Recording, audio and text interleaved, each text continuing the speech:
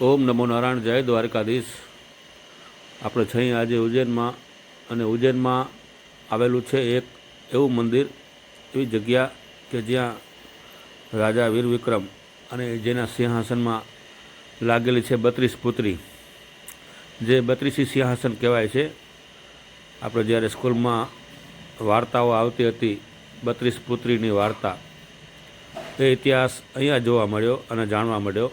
તો વિગતવાર આ જગ્યાના દર્શન કરીએ અને જાણીએ કે રાજા વીર વિક્રમ અને એના સિંહાસનમાં 32 પુત્રી, જે 32 સિંહાસન કહેવાય, કઈ રીતે કામ કરતું હતું, કઈ રીતે એને સહભાગી થયું હતું।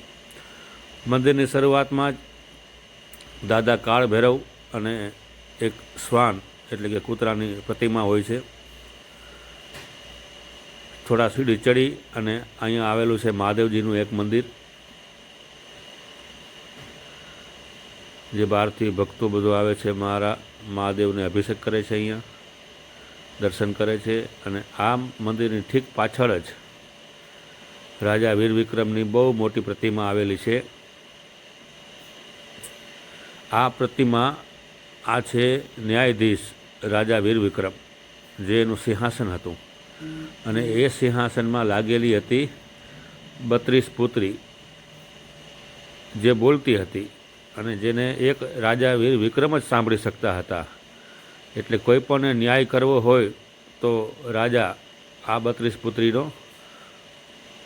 ઉપયોગ કરતા હતા, એનો આશરો લેતા હતા। આ રાજા વીર વિક્રમના 9 રત્નો, એમાંના એક માનભટ્ટ, માનસિંહ, આ છે શંકુ, આ છે વૈદોના દેવ ધન્વંતરી,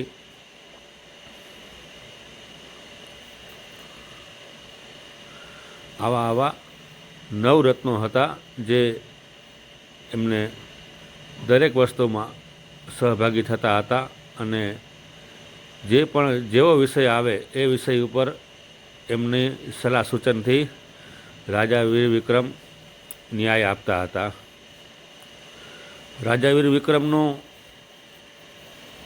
જે સમયકાળ હતો એ સુવર્ણ યુગ કહેવાતો હતો। એ જમાનામાં રાજા વીર વિક્રમની કસોટી ઘણાએ કરી હતી કે પૈસાનો ભરેલો થેલો, ત્યારે પૈસા તો હતા નહીં, કોળી હોય અથવા તો સોના મોહર, એ રાજમાં ઉજ્જૈનના રાજમાં જ્યાં ત્યાં ફેંકી દઈએ કે પ્રજા એને લઈ લે, પણ પ્રજા કોઈ આ વસ્તુ ઉપાડતી નહોતી, અને જેમને પણ મળે આખો દિવસ એ પૈસા એમને પડ્યા હોય, કારણ કે પ્રજા એમ માનતી હતી કે આ પૈસા આપણા નથી તો આપણાથી લેવાય નહીં। મંદિરની પાછળમાં આ પ્રતિમાઓ આપ જોઈ શકો છો, આ બધી પ્રતિમાઓ છે એ જ પુત્રીની, જે રાજા વિક્રમાદિત્યના સિંહાસનમાં લાગેલી છે। એમના બધાયના નામ પણ અહીં વર્ણન કરવામાં આવ્યા છે કે આ જે પુત્રી હતી એ પુત્રીનું એક ખાલી નામ હતું, પણ એ એક સ્વર્ગની અપ્સરાઓ જ હતી, જેમને શ્રાપ હોય છે, અને એ રાજા વીર વિક્રમને મદદ કરે છે, એમને સહાય કરે છે। આ 32 અપ્સરાઓ રાજા વીર વિક્રમના સિંહાસનમાં બેસતી હતી, એમને ત્યાં સ્થાન આપવામાં આવ્યું હતું, અને જેવો કોઈ પણ પ્રસંગ આવે, કોઈ પણ એ જમાનામાં ફરિયાદ આવે તો વિક્રમ રાજા એમની મદદ લેતા હતા। અને આપણે ખૂબ કથામાં અને ટીવીના માધ્યમથી પણ આપણે ઘણીવાર જોયું છે કે રાજા વીર વિક્રમ ઉજ્જૈનમાં થયા અને કેવા ન્યાયાધીશ હતા। હરસિદ્ધિ માતા ચોરાહાની બાજુમાં જ આવેલું છે આ રાજા વીર વિક્રમ। નરસિંહ ચોરાહાથી તમે આગળ જાઓ મહાકાલના દર્શન કરવા, જ્યાં બહુ ખૂબ સરસ કોરિડોર બનાવવામાં આવ્યો છે, ઠીક એની બાજુમાં જ આવેલું છે આ રાજા વીર વિક્રમનું સિંહાસન। તો અચૂકથી આપ જ્યારે ઉજ્જૈન આવો ત્યારે જોજો, ખૂબ જોવા જેવું અને જાણવા જેવું છે। સ્કૂલના સમયમાં આપણે તો ઘણા વાંચ્યું હશે, પણ આજે રૂબરૂ જોવાથી ઘણી મજા આવી અને ઘણો આનંદ થયો એ ઇતિહાસને જાણવાનો, જોવાનો।